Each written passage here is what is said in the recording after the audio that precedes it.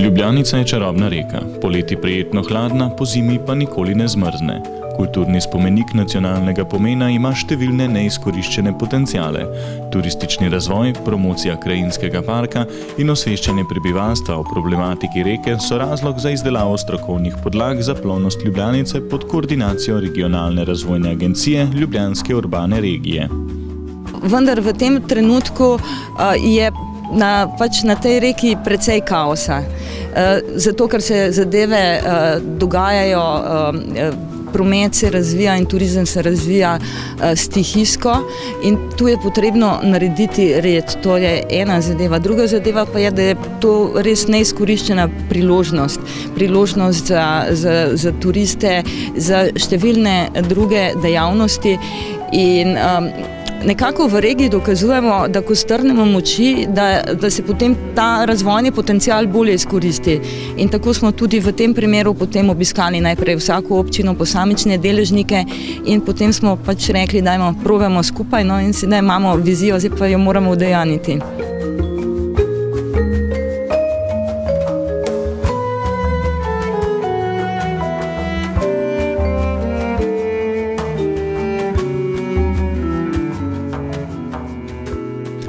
V projektu sodelujejo 4 občine Ljubljanske urbane regije: Borovnica, Brezovica, Mestna občina Ljubljana in Vrhnika. Viri financiranja pa so občinski, državni in evropska sredstva. V našem konkretnem primeru gre za neko manjšo marino v naselju Podpeč, gre tudi za brv ob že obstoječem železniškem mostu in pa gre tudi za brod, ki naj bi bil vzpostavljen na eni izmed lokacij v Ljubljanici.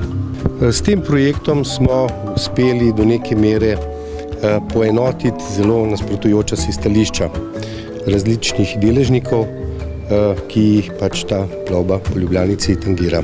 Konsenz med občinami, Krajinskim parkom Ljubljansko barje, ribiči, lovci, naravovarstveniki, turističnimi društvi, veslači in drugimi narekuje implementacijo celovitih rešitev v okviru načrta urejanja plovne poti in pristanov od Verda na Vrhniki do zapornice Moste na Ambroževem trgu v Ljubljani. Sklop programov, ki minimalno posegajo v naravo, temelji na 2 vrstah posegov.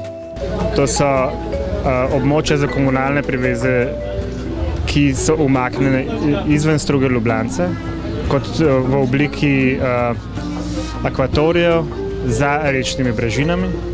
To je ena stvar. Druga stvar so pa posegi v smislu priveznih mest, ki smo jih zasnovali kot splave, ki so hkrati tudi nosilci druge infrastrukture kot vstopne točke v krajinski park. V smislu javnih sanitarij, prostorov za odlaganje smeti in seveda informacijske točke, ki se lahko razširijo z drugimi programi ali pa kot samo servisna točka v stiku reke Ljubljance z krajinskim parkom. Zaradi številnih pozitivnih učinkov implementacije strokovnih podlag za plovnost Ljubljanice, deležniki projekta računajo na čimprejšnjo vzpostavitev konstruktivnega dialoga s pristojnimi državnimi institucijami.